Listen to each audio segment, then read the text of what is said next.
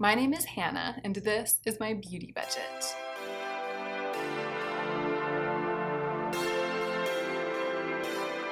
Hey y'all, it's time for another video about new releases, but before we get into it, if you turned on the video and I started saying my name is Hannah and this is my beauty budget, and you looked at me in this blue eyeshadow and you were like, who are you and what have you done with Hannah?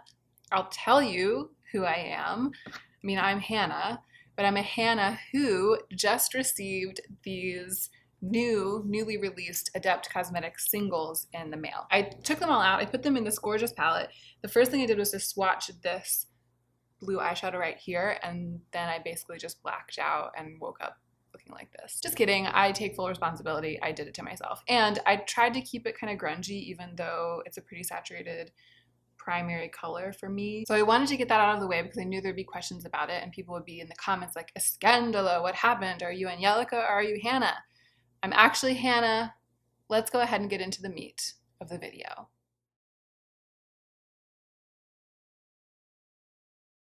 Okay, so this is the new makeup releases going in the wishlist or not / will I buy it type video, inspired as always by Samantha March and by the famous Angelica. I guess Samantha's famous too. The famous Samantha March and the famous Angelica Nyqvist. I think I'm getting it. But today we are doing my version of that video with a twist. I decided to frame this video pretty much as an anti-haul, and an anti-haul specifically of things that I kind of want, or there's something about each of these things that makes me kind of want them. The premise to me, I'm not sure I'll be able to fit this in the title. I'll probably call it anti-hauling holiday releases that I kind of want or something like that. The deeper premise to me is to get in touch with the way that I would have behaved before my no-buy year, before my budget, back when I was basically looking for reasons to buy things. So I was always wanting to want things, and all of these things I'm going to talk about, there's at least one thing about them that I would have used as an excuse to generate desire inside of myself to the point where I then might have bought the thing, probably would have bought the thing.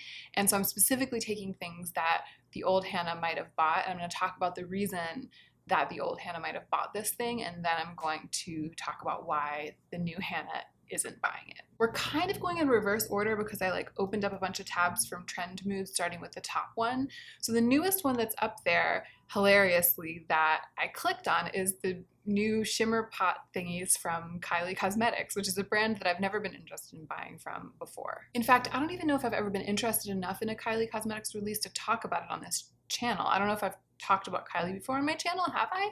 Maybe way back in the day. The way I feel about her brand is that no matter how good or bad or how interesting or uninteresting the products are, the entire brand, the entire concept of and thrust of the brand is a cult of celebrity, a cult of personality.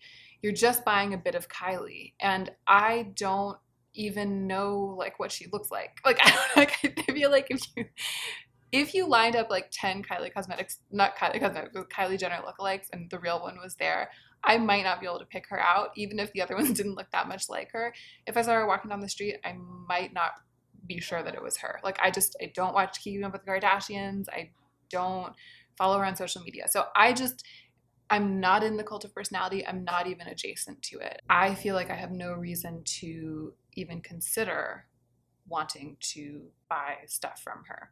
There's that membrane between me and the brand. I don't want to pop it. Old Hannah would have wanted to pop it. She would have been like, because I've never tried anything from Kylie Cosmetics, because I'm not interested in Kylie herself, I need a reason, and I would have wanted a reason to try something, a reason that's totally separate from Kylie, a product-oriented reason. And that reason would have been the fact that she just came out with this pot cream product that is like a black glittery thing. That's the kind of thing that I have been craving. I've been talking about all the different manifestations of it that I want. It was in my recent Shopping My Stash for Wishlist Dupes video that I talked about that. And so she's done it. She's released one in the image of all of the ones that I want. And in the past, that could have been a reason for me to finally break down and try something from Kylie Cosmetics, but now it's not, and I'm not gonna buy it. Okay, let's talk about Tati Beauty. When I first saw the swatches of this palette and saw the palette itself, I gasped. It's stunning. It's stunning, and it's all about texture, and it's the colors that I love, but it's not too neutral. Like, it doesn't lean pink. It's like the neutral textured palette of my dreams. She's done this kind of brilliant thing. She's taken like these base neutral colors, picked really good tonal variations of them, and then had them vary by texture. And there's a glitter in there, and there's like a shimmer in there, and a really rich metallic. I mean, I like it. I like it. And you can easily see based on that why old Hannah would have talked herself into this. Also, if old Hannah had become a YouTuber, then reviewing this palette on YouTube would be a really good reason to buy it, because everyone's going to want to be watching reviews of it. And if I were to like buy it on the launch, get it quickly, review it right away, that could drive people to my channel, traffic to my channel. I would be able to like offer a review to you guys. So there are all of these excuses, reasons to want it.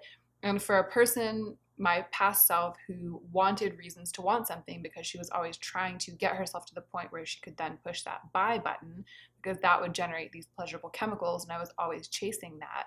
All of those reasons would be reason enough.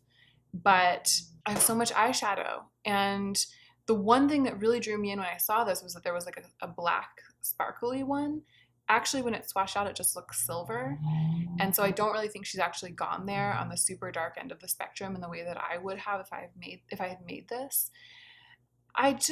Why? It's like, it's gonna come and go. Everyone's gonna get it. Everyone's gonna review it.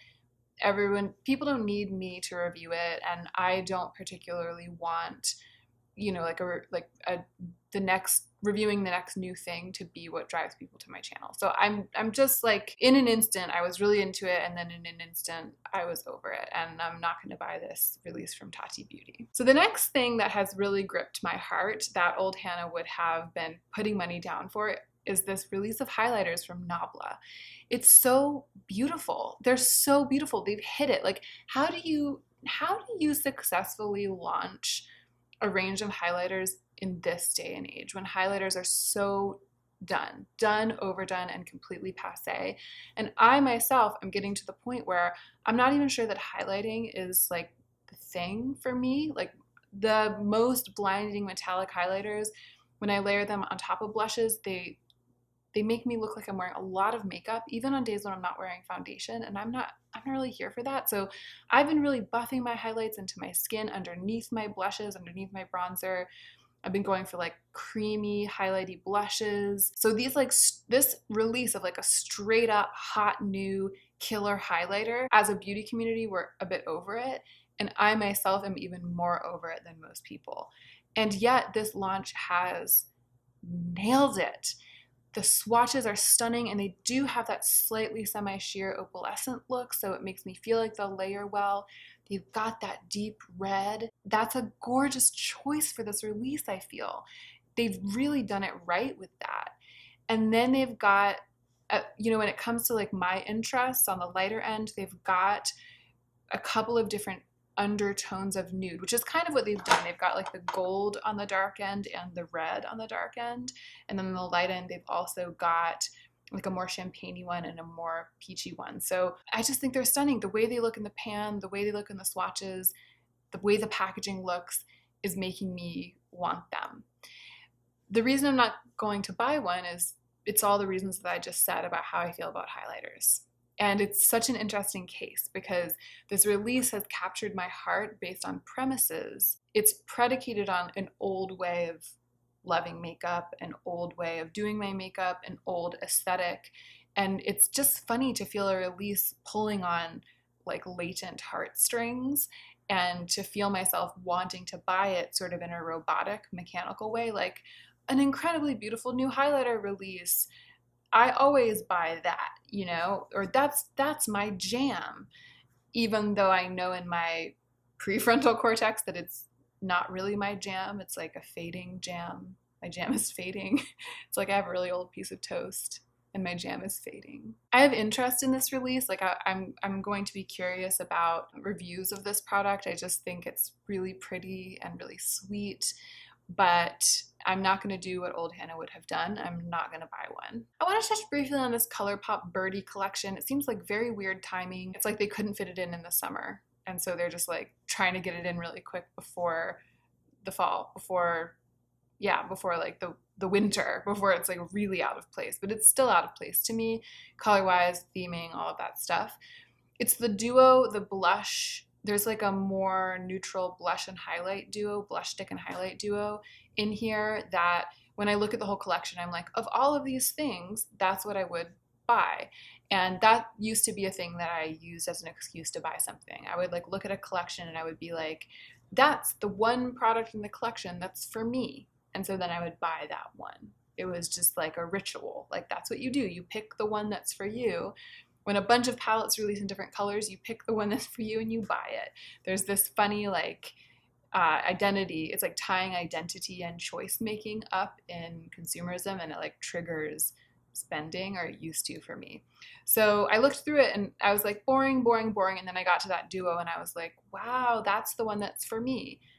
But I'm still not going to buy it. The same thing is going on with the new Huda little 6-pan, 7, 8, 1, 2, 3, 4, 6, 7, 8, 9-pan palette releases. So it's double. So it's doubled with this release. Here are the two things. The double. Here are the double. Here's the way in which it's double. Oh my God. So the first way in which it's happening is that she's been releasing these little palettes for a long time, and they're so cute and they're so like collectible and desirable and gem-like and precious. And I've never really wanted one because they've all been colorful. So in a way, even though it's been staggered, she's releasing like all of these palettes in different tones, different personalities, different identities, different women. I mean, they're not only for women, but I as a woman kind of read it that way or approach it that way, like different ways of styling my femininity using these palettes. So, you know, the green one, the red one, the blue one, even like the original sort of more neutral ones, none of them really were like Hannah's 9-pan palette from Huda. And so there was never, and it always kind of sat, and this is again, it's so demented, but it always kind of sat badly with me that I was like, she's released all these palettes, but none of them is for me. These two neutral ones are the closest she's gotten to releasing like the one for me. So that makes me want to spring on them because I'm like, finally, they're perfect. They're just more perfect than the other ones. None of them is perfect, especially considering the fact that none of them provides anything to me that I don't already have. When I'm sort of tunnel vision, blinders, looking only at her 9-pan palette releases, I feel like these are the perfect ones.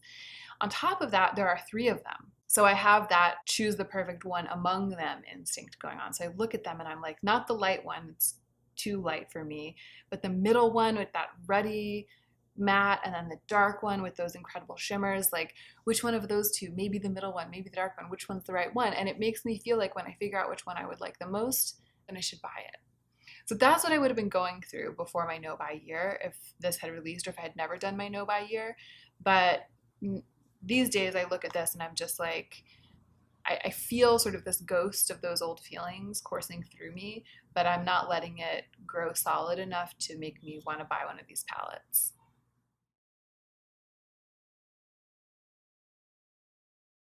Glossier, the Glossier Skin Dew is, it's getting me. I really want this for no reason, against all reason, I want it. And here are the reasons I shouldn't. Number one, I've decluttered, stopped using, decided I'm not into everything I've ever tried from Glossier except for the cloud paints. And I've tried almost everything that they carry. I stopped buying things maybe a year or two ago, maybe like since before my no buy year. I don't think I've actually bought anything from Glossier, but everything that had been released up to that point, I didn't end up falling in love with over time. I kind of tricked myself into loving it at the beginning. I was like, it's Glossier, it's amazing, I love this brand. Then over time, I realized that it wasn't as amazing for me as other products that I could acquire and use, except for the cloud paints, which are just brilliant. And I think my cloud paint is in like my top 3 blushes or something. This though, it's like such a me product. The aesthetic is so me. The way they're marketing it is so me. The bottle is so beautiful. And I just want to try it. I want to try it. I want to review it for you guys. And I want my skin to look like these models' skins look like. The thing that's weird about it is it's not a primer, but it's also supposed to be the thing that affects the way your skin looks. Like it's supposed to be close enough to the end of your skincare routine that you still see it on the skin when you're applying very light makeup or no makeup on top of it. For me, that means it would have to come after sunscreen. Like if I put this on and my skin looked like that, and then I put my sunscreen on top of it, my sunscreen would erase the effects. So I would be putting it on as skincare after sunscreen, which I don't do. The only kind of skincare that I wear after sunscreen is a primer. So that brings up the next question. It's like, when do you put on your primer? Like, do you use this as your primer? Do you put it on and then put primer on top of it? Do I put it after my primer as some sort of weird oily foundation product? I mean, part of the reason I want to try it is because I want to try to answer all these questions. I think, so I watched Matilda on video, who I really trust for the most part. She did a overhead review of it, and she says that she puts it on after sunscreen, after all of that stuff, sort of as like a primer step. And maybe she doesn't wear primer, maybe this is her primer. You get where I'm going, right? Because I've gone there and come back and gone again, and then gone around in circles and then come back. It would be unwise for me to buy this product. And it would probably go the way of the dinosaur, the way all of the other Glossier products have for me. And yet, I so want it, and old Hannah would have already bought it, wouldn't have blinked. It would have been over. Not only would I have bought it, but I would have then like padded my order with a bunch of other Glossier products, even if I had sort of grown weary of them, because that's just what I did. I couldn't just buy one thing. I would always be buying like 4 or 5 things in one order, because otherwise it was like a waste. Of what? Of time? Of space? No, of my money. It was just a waste of my money. This is interesting because I don't actually really want this. It's a big rainbow palette by Lorac, not Lorac, Carol spelled backwards, the eyeshadow brand that we know, but this new brand. I don't know if it's new, but people are kind of newly talking about it. I don't want a big rainbow palette, but the thing that draws me in about this is that they've got those swirled and dotted sort of mixed pans. I'm really into, since getting so into that swirled formula in the Daydream palette, the Alter Ego Daydream palette, I've been really, really intrigued by eyeshadow pans that are like a mixed font, like a swirly situation in the pan. I'm just into that. So who knows? I mean, maybe if old Hannah felt like she didn't have enough rainbow eyeshadows, she could have let that be the one reason to buy this. These days, no. Like I look at this and I'm just like, no, absolutely not. But I thought it was worth mentioning because when I saw it on Trend Mood, I was like, oh, that little swirly effect. Cool. I'm a mess. What's happening? So the ColourPop Disney Designer Collection, once again, is this kind of like choice among a spread thing. It almost hurts when a collection like this releases to look at it, figure out which highlighter is the one I would like the most, which blush is the one I would like the most, which lippy is the one I would like the most, pick them out, and then not buy them. To do that and then to not buy them almost hurts, because just by picking the colors that are the best for me, I've sort of claimed them for myself, like in my heart. That would, again, have been old Hannah's really good reason. Also, this blotted liquid lipstick. What was that? Also, this new They appear to have released a new lipstick formula with this, which is like a more blotted, soft liquid lipstick. That sounds like the kind of thing I would really like a blotted or a soft sort of matte lip that's not like a cracky, dry liquid lipstick.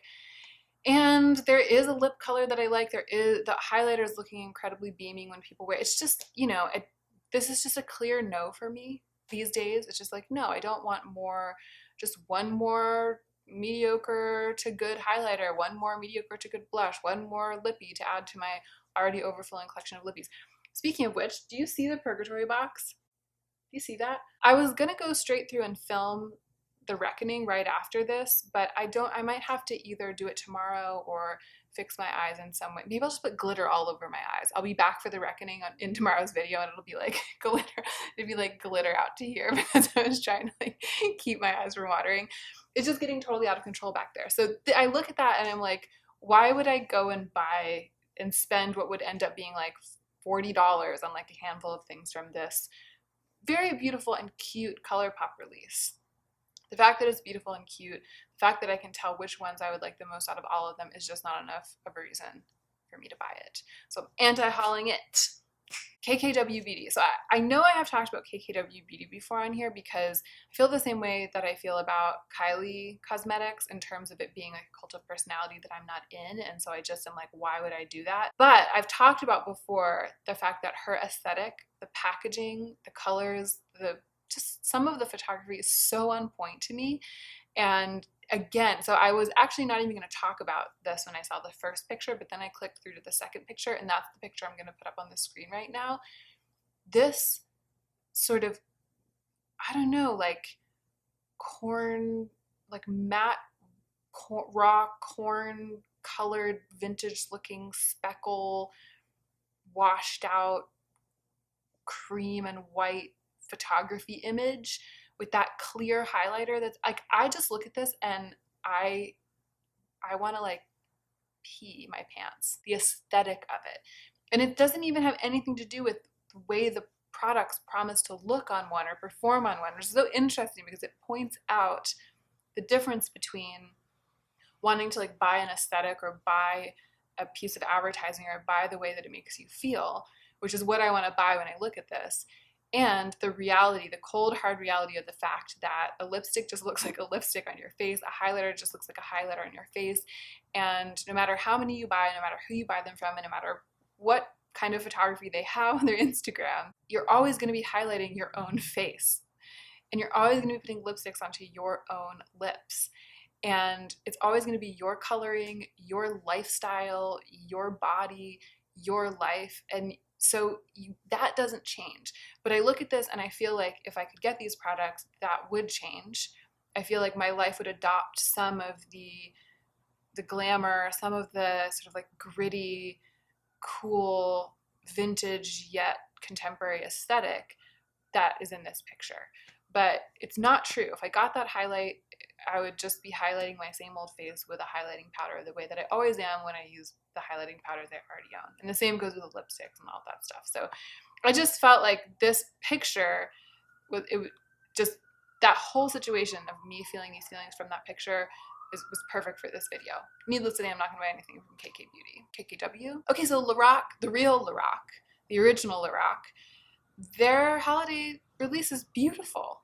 It's these little, and I think a lot of you sent this to me or like tagged me in it when I talked about wanting a cream shadow with like a really glittery, glimmery black, like a really glamorous, glimmery black. A lot of you sent this and you were like, look, there are these eyeshadows in the Lorac holiday collection that are like that. And indeed, this collection is so up my alley. I mean, it's like the gritty glamour of holiday, which is what I love about holiday, and I love that year round. Smudgy, dark. It almost looks kind of like flapper inspired, sort of 1920s. Like it just looks like a grungy holiday with Lorac over here. And I live. But what I'm doing is I'm just ignoring it. I'm just ignoring it. I'm not going to buy it. It's perfect. If I had collabed with Lorac, this could very well have been the outcome. But I'm just ignoring it, and it doesn't hurt to just ignore it and not think about buying it. I want to touch briefly on Smoke Show, even though I talked about it in my what did I talk about it in? Shopping my stash for wishlist dupes, because I did make like a little sort of duping the vibes palette of this palette, and I also talked about how I was using this palette to dupe the vibes of Frisky, which is the cream Super Shock, the black Super Shock shadow with the glitters in it. That's like the thing I've been jonesing for lately. And I just wanted to check back in and be like, I still haven't bought it. And who knows, like maybe if Frisky becomes available as a single, maybe next month. But it's interesting to check back in about this because the glamour is so over. Like even though it was just last week that it released, it's so over now, and I still kind of would love to use it, and I've still been building a lot of looks inspired by it, and I'm still intrigued by Frisky, but I am anti-hauling this whole collection with the maybe exception of that shadow at some point. But really, I feel like I wouldn't place an order for it. If I'm placing an order a couple months from now for something else and Frisky has become available as a single, or maybe they still have this bundle and it's discounted. But as you know, if you watched that video, I'm already singing a very different tune, because in that video, I was like, I like all three of them. I would pay $15 for it. I'm very tempted. Maybe I'll spend the last $15 of my budget. Like, remember, that was how I felt right after this had released. And now I'm kind of like, maybe if Frisky becomes available as a single and it's discounted, like, you know what I mean? So just give me another week and I'll probably be like, no way, no how. And then lastly, I wanted to touch on poor Manny. I was so mean to him in my other release. I mean, not poor Manny, like he's doing fine, but in my other new releases video, I talked about how I felt like Manny was pranking us because the exterior and the interior of this palette are so different. Even having seen better pictures and having seen that it is more richly colored than it looked in that original picture from that original video, even having seen that, I still feel like it's a bit of a shock. Like I still feel like it's a bit of a joke. People aren't talking about that though because everyone is so obsessed with the packaging and people do like the interior as well. And I wanted to come back around and say that I actually think the packaging is stunning on this. The thing that saves me from fully wanting the palette is the interior and the fact that those colors are a little bit more Care Bear than what I love. If they was just dirtier, if all of the colors were just dirtier and a little bit darker, then I would be more tempted.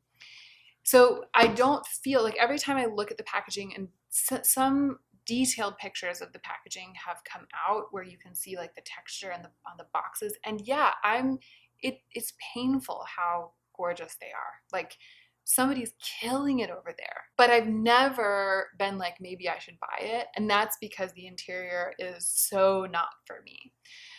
But I wanted to include it in this video because I feel like it's a situation where the packaging is getting a lot of people to buy this palette irrespective of what the interior looks like. Like a lot of people are like, I just have to have that, I don't care. It might very well be that old Hannah would have done the same thing. Like I could have seen myself with a collector's mentality looking at this packaging and being like, I can't not have that. It is such an unusual and stunning eyeshadow palette, and failing to really think very hard about how much use I would get out of it, whether once the novelty wore off, I would be glad that I had spent the money on it. These days, that's kind of all I think about. But I can see why a lot of people are jumping at it because the packaging is truly stunning. And I'm not faulting you. If you're a person who cares that much about packaging and it truly brings you joy, then great. Like I'm not saying that that's a bad mentality to have in general. I just know that I myself am glad that I am kind of working around that propensity in myself because it's what keeps my collection edited. It's what keeps it feeling really, really solid and kind of dense in quality to me. The quality is all sort of centralized in the products themselves. No, I don't know what I'm talking about. I need to go. So there's a lot on the market right now that I kind of want for some reason, for one reason or another. There's a lot on the market right now, a lot of these holiday releases that old Hannah might have been putting in her shopping carts, putting on her Christmas wish list, and I'm anti-hauling it. I'm not going to buy it. Even the things that I kind of want, I'm using what I've learned about myself over the past couple of years, both from my Know By Year and my budget and from just being a person who now this year does occasionally buy things for various reasons. And then I've just been paying really close attention and kind of like watching my feelings change over time and watching my relationships with my belongings change over time. That has really helped me to assess with more clarity my desire for new releases like this and to kind of understand what the reality would mean, the reality of buying them. And also during my Know By Year, I learned through a lot of trial, like a lot of trial of desire during that year, that the feelings all fade.